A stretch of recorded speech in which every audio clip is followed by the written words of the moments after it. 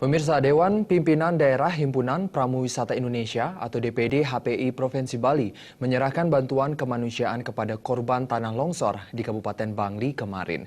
Bantuan diserahkan Sekretaris DPD HPI Bali, Komang Puji, dan diterima langsung Bupati Bangli, Imade Gianyar. Bupati Bangli, Made Gianyar menyambut baik kehadiran rombongan DPD HPI Bali. Aksi sosial kemanusiaan yang ditunjukkan HPI Bali dinilai sebagai bentuk kerjasama dan dukungan HPI Bali dalam membangun Kabupaten Bangli, terutama korban bencana. Sumbangan yang diterima dan disaksikan langsung Kepala Pelaksana BPBD Kabupaten Bangli ini dipastikan akan disalurkan 100% kepada korban bencana tanah longsor yang terjadi di 5 desa.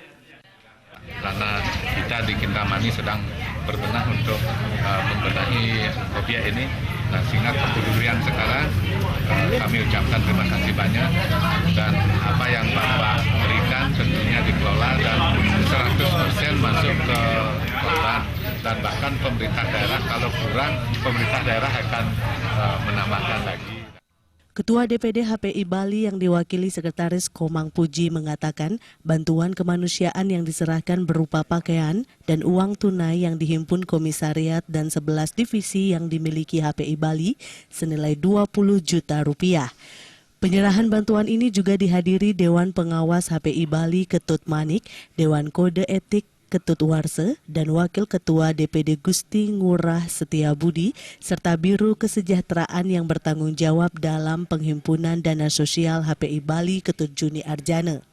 Di komisariat dan di divisi yang sudah berbaik hati mengumpulkan hasilnya yang berupa guide fee itu, dan kami sudah salurkan langsung ke posko di Kintamani ini yang sudah diterima langsung oleh Pak Bupati, dengan harapan kami Pak Bupati nanti menyalurkan